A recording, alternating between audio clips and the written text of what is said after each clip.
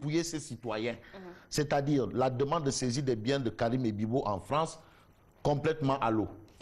Rejeté en bloc. L'État du Sénégal débouté par la justice française. Donc, à la, les Français disent non, laissez-nous nos citoyens, leurs biens et entre autres. Voilà. En plus, enquête sur la mort, on reste avec le populaire. Enquête sur la mort d'un détenu lors de la mutinerie de Rebeuss, on en parle encore. Le populaire parle de l'autopsie qui révèle que Ibrahima Fall a été battu et tué par balle. Ça, c'est l'autopsie. C'est l'autopsie. Ah ouais, voilà ce qui s'est passé. Et puis, changement de comportement, diversification, transparence. Papa Abdoulaye Seck, Sounyundanan, Boy Medina. De l'agriculture. Sekendanan, Sounyundanan, livre les clés de la révolution agricole. Le riz, on en est presque à 75%. L'arachide, on n'entend plus le monde paysan crier à U et à Dia. Bon, impayé, mauvaise qualité de la semence, mauvaise. Tout nice. Papa Abdoulaye Sekendanan, Sounyundanan. Livre les clés de la révolution agricole. Voilà. Donc voilà ce qu'on lit en la une du populaire. Suneor a disparu avec ses problèmes et aujourd'hui. Suneor, mais non pas de SA. Ça c'est un bébé entre les mains de Papa Alé Dien. Papa Alé Dien et de mon grand frère maoïste de Cher. Maoïste titulaire de Cher. Youssou Diallo. Futur maire, c'est maoïste et futur imam de Saint-Louis. Maoïste, futur imam de Saint-Louis. En tout cas, Sekendanan, il est en train de faire un très bon boulot. Ah non, Sekendanan, non, toi aussi. Les paysans ne crient plus, ça veut dire que... Tu n'entends plus les paysans crier. Les paysans ne pleurent plus. Oui, problème de semences, problème de ceci. Le riz, on commence. Le riz de la vallée, là, ça, c'est dans tout le marché. Voilà. L'arachide, personne ne pleure. Les semences attendent, tout attend. Sonacos SA, Ndemsia, le Suneor est parti. Sonacos SA. Je pense qu'il faut investir dans le monde agricole. Ah oui. En tout cas, on demande à Pape Dien de faire les mêmes performances de la Sénélec à la Sonacos SA. Parce que c'est grâce à lui qu'on a eu on a eu 12 milliards de bénéfices à la Sénélec. Il faut le dire. Alors, on peut espérer avec lui. Ah oui, on peut espérer. Enquête quotidienne. Alors, enquête quotidienne, titre saisie des biens de Karim et Bibo en France. L'État perd son pari. Donc, Karim, qu'est-ce qu'il peut dire? Si, quand on est à Buntu Pikin, là, quand tu dis belé, belé, voilà, c'est ce que Karim Ouad peut dire. En tout cas, voilà ce que révèle également le quotidien. C'est le quotidien toujours qui nous parle de Karim. Voilà, le quotidien parle toujours de Karim. Enquête en a parlé, le quotidien en parle. C'est clair. Le quotidien avec Anta quotidien. Paris perdu pour l'État. Voilà. La justice française rejette la requête du Sénégal contre Karim. Paris perdu pour l'État. Mbélé, ça c'est Karim qui va dire Mbélé. Ça c'est un jeu de mots. Hein. Ah ouais. Paris perdu pour l'État. Voilà. Alors on parle également de l'anniversaire du Diola. Les familles des victimes dénoncent 14 ans de statu quo. Ça il faut régler. Il faut régler. Et je pense que hier, j'ai bien aimé la déclaration d'Idrissa Diallo, qui a dit que chaque année, on commémore c'est la même chose. Du naufrage du Diola. On se souvient. C'est bien, mais quand même... 14 ans après. L'année prochaine, ce sera 15 ans après. L'autre année, 16 ans après, 17 ans après, 20 ans après, 100 ans après. Bon, il faut quand même faire les choses selon les règles de l'art. De l'art, surtout. Voilà. La tribune. Alors, la tribune. Titre... Il garde ses biens en France. Karim terrasse l'État à Paris. La tribune a une titraille un peu arène sénégalaise, quoi. Ces avocats jubilent. Et selon les avocats de Karim, cela confirme que les arrêts de la CREI, de la Cour suprême, sont dépourvus de valeur.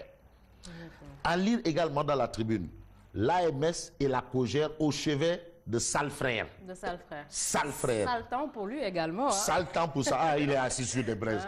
Non, ça va, c'est-à-dire non. C'est très compliqué. Boun Abdallah Dione, sa conférence de presse là, c'était pour orienter les tirs vers lui. Mais quand même, vraiment, il a compliqué les choses. Non, il a compliqué la complication. La complication, il a compliqué. Mais le but de la manœuvre a été réussi. Attention, tu sais, les tirs étaient orientés vers le palais. Maintenant, Boun Abdallah Dionne a organisé à ce que les tirs s'orientent vers lui. Et du coup, il devient le bouclier du palais. Nice. Nous, on a tout compris. En tout cas, pour le moment, c'est très compliqué pour Aliou Sall. On a même vu Mame Mbaye Niang de la paire qui l'attaque. Hein, alors... Non, mais c'est pas seulement Mame Mbaye Niang. Les républicains d'Omi Réumi, de Mohamed Diagne là. Ils ont dit ça, ouais, c'est un militant de la 5e heure. Faut pas qu'ils viennent pomper l'air aux gens là. Aliou Sall, qui est Aliou Sall?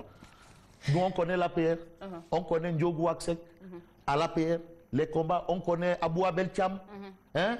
On connaît Aliou Fall. Voilà, ça c'est l'APR. Ah oui, on les connaît. Mariam Faisal, ouais, on connaît. Hein? Amim Baké Thiam, c'est ça l'APR. Nous, on sait, on était là. Comment? Ndiogou Waksek, Chico, voilà. Oui. C'est les militants. Bon, on reste avec la tribune. Aïda Mbodj dément et persiste, Pape Diouf est un traître. Pape Diouf qui dit que non, il a adressé une plainte, elle a refusé. C'est l'ancien ministre. Ah ouais, Aïda Mbodj dit c'est pas ça. Et puis Aïda Mbodj dit à Pape Diouf, écoute, si tu veux une place au Haut Conseil des collectivités territoriales, là, va te démerder ailleurs. Mais il ne faut pas passer par moi pour avoir le buzz. Bref, en tout cas, ça c'est Bambey. C'est Bambey. Témoin quotidien. Alors, le témoin quotidien parle d'exécution de la décision de la créer à Paris. L'État encore débouté. Ouais, qui laisse Karim Wai? Franchement. Non, il sera président en 2019. Propos de Nguema Fabrice. Ah oui! J'ai dit libérer Karim, non? Ouais. Il a été libéré. Bon, on reste avec le témoin. C'est l'éditorial de mon grand frère et grand confrère Mamadou Omar Ndiaye. À lire absolument. L'édito, une interrogation. Le pilote Macky Sall s'est-il endormi aux commandes? Tu sais, ça, ce sont des journalistes avertis. Alors là, il y a danger. Hein? Le pilote Macky Sall s'est-il endormi aux commandes? C'est une interrogation. Bon, lui, il a parlé de lion qui dort, mais Monde parle de pilote qui dort. Qui dort. Voilà. Il risque de disparaître dans les écrans radars. Dans les écrans radars, s'il disparaît là. Karim est là. L'As quotidien. Alors, l'As quotidien parle de meurtre d'Ibrahim Mambo lors de la mutinerie de Rebeuss. Les détails de l'autopsie. À lire dans les colonnes, bien entendu, de l'As quotidien. L'Observateur à sa une. Alors, enquête sur la mutinerie de Rebeuss, les secrets de l'autopsie du détenu abattu. Conclusion des conclusions du médecin légiste à lire, bien entendu, dans l'Observateur l'Obs. Et puis l'Observateur l'Obs qui nous dit affaire de la Range Rover, Wali Balago Sek devant le juge demain. Tomorrow. Réumi quotidien. Affaires judiciaires et Petrotim, revendications syndicales, inondations et désarroi social. Un État dans tous ces États. C'est pour rejoindre un peu ce que disait Mamadou Omar Ndiaye du témoin. Alors, est-ce que le pilote Macky Sall s'est-il endormi aux commandes? Et puis, on termine avec le témoin Réumi quotidien qui parle de Sidiki Kaba. Ouais, mais Sidiki Kaba qui dit que non, cher Betchotchoun et Tchonsek seront jugés. Mais le témoin, le Réumi quotidien, et là, c'est mon confrère Hassan Sam. Quand tu dis Hassan Sam, tu penses à Mamgour Ngom, tu penses ça, c'était le matin quotidien. Massamba Mbaye. Bon, et si Sidiki Kaba violait la séparation du pouvoir, mais est-ce qu'il revient à Sidiki Kaba de dire que Cheikh Betchotchoun et Tchonsek seront jugés bien? Donc, il sait quand ils seront jugés. Mais plus qu'il sait quand ils seront jugés, qui nous donne le verdict, d'où la question de Réumi. Et si Sidiki Kaba violait la séparation des pouvoirs? L'exécutif, le judiciaire. Le judiciaire. Bref, on en parle toujours. La séparation des pouvoirs tant demandée par le Forum du justiciable, avec mon ami Babacar. Et exigée par l'Union des magistrats du Sénégal. Des magistrats du Sénégal, exactement. Mais le ministre de la Justice qui dit X, Y seront jugés bientôt. Waouh! Ça repose le débat, hein? Non, qu'il nous donne le verdict et puis on avance, quoi. Alors, Anta, on a tribune sport? On termine avec tribune sport. Bon, probablement. Qu'est-ce qu'il y a dans la tribune sport? Comment la tribune sport là? Tribune sport lambe. On doit dire tribune lambe sport. Bon. Alors, on n'a pas voilà. tribune sport. Tribune lambe sport. Site prêt pour Zos. Donc, site Zos ou Zos site, c'est probablement dans bientôt. En tout cas, on attend de voir ce que ça va donner. Merci à Fabrice Nguema. On se retrouve demain, Inch'Allah. À demain, Inch'Allah, et bonne continuation. Merci à Fabrice Nguema. Merci également à vous. Je vous retrouve tout de suite. C'est pour le journal.